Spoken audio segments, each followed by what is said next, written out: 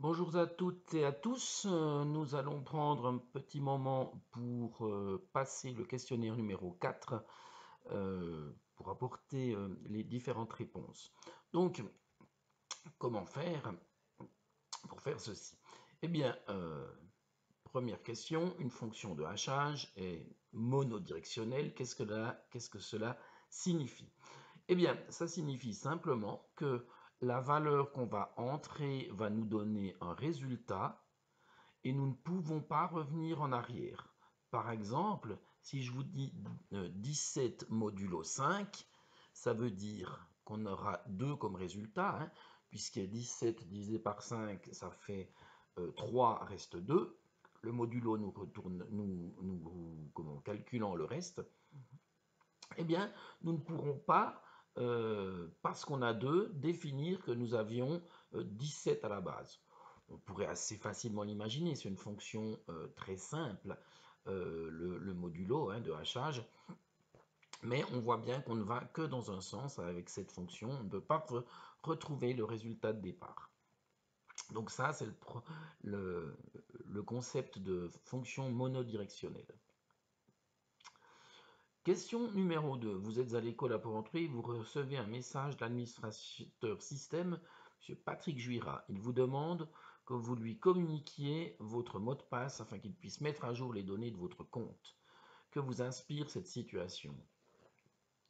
Si l'administrateur a besoin d'accéder à votre compte, il n'a pas besoin de votre mot de passe. Il est administrateur système. Il pourra très bien lui-même venir mettre à jour votre mot de passe, mettre vos informations de votre compte en ordre et ensuite vous envoyez un mail en vous informant que vous avez un mot de passe temporaire et qu'à la prochaine connexion, vous devez aller retaper votre mot de passe.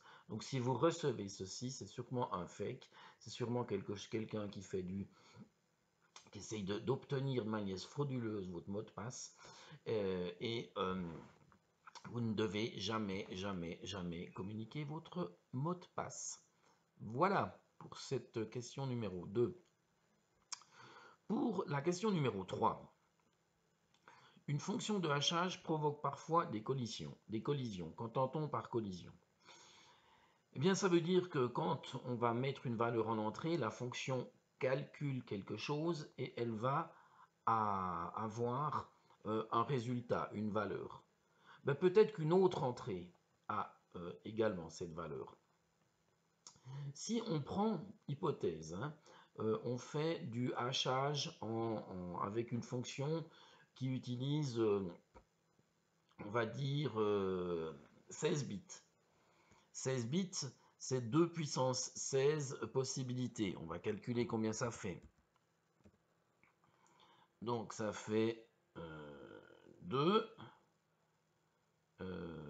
puissance 16, 65 536 possibilités. Eh bien, quelle que soit la fonction qu'on utilise, même si elle est parfaite, dès que j'aurai entré 65 536 valeurs en entrée de ma fonction, dans le meilleur des cas, si j'ai pas eu de collision, eh bien, ce serait parfait. Mais dès que j'ai 65 537 entrées, hein, je fais des tests, il y en a forcément, là on est sûr qu'il y aura une collision au moins. Il y en aura certainement plusieurs. Eh bien, quand on utilise une fonction de hachage comme SHA ou MD5, la probabilité qu'il y ait des collisions est beaucoup plus faible. MD5, hein, il est plus super bon, hein, il a quelques failles, mais SHA, la probabilité qu'il y ait des collisions est très très faible, mais si on a une, c'est pas bien grave. On mettra les données, euh, on mettra peut-être la donnée dans la prochaine partie libre dans la table de hachage, ou peut-être, je sais pas, que si on a collision, ben on utilise une autre fonction, par exemple. Les deux sont possibles. Donc, collision, ce sont deux valeurs en entrée différentes qui donnent le même résultat haché. Ensuite, vous recevez ce fichier Word. Est-il original ou a-t-il été modifié? Allons savoir. Eh bien, pour le savoir, je sais qu'il a été signé par l'algorithme SHA-256 et le SMS me dit voilà le code que vous avez reçu. Eh ben, fort bien, moi je pourrais très bien aller sur un site, prendre ce fichier ici, le déposer sur le site d'un site de SHA Online.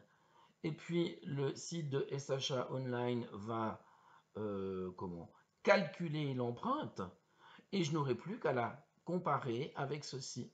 Et si je la compare avec ceci et que l'empreinte que j'ai obtenue sur le site du fichier est la même que celle-ci, ça veut dire que le fichier n'a pas été modifié. Eh bien, faites l'exercice, allez sur un site et vous comprendrez très vite le principe de fonctionnement. Voilà pour ce point 4. Le point 5. Il est possible de stocker en programmation des données dans des tableaux ou dans des tables de hachage. Quel avantage apporte l'utilisation d'une table de hachage par rapport à un tableau? Eh bien, c'est très pratique une table de hachage parce que quand on cherche par exemple une valeur, on lui applique la fonction de hachage et on aura directement la position où se trouve théoriquement l'information, si elle est dans la table de hachage.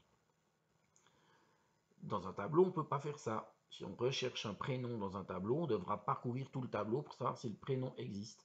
Alors que ici, si je recherche Pierre, je calcule avec ma fonction de hachage la position où se trouverait Pierre. Je vais voir directement en une seule lecture si Pierre est à cette position ou pas.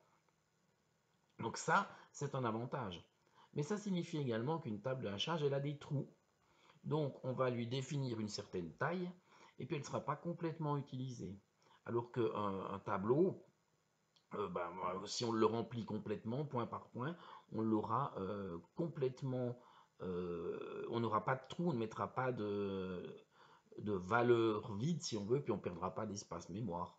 Voilà un peu l'inconvénient du tableau, puis surtout rechercher un tableau, une personne dans 1 million d'enregistrements dans un tableau, dans le pire des cas, il faudra se taper la lecture des 1 million d'enregistrements.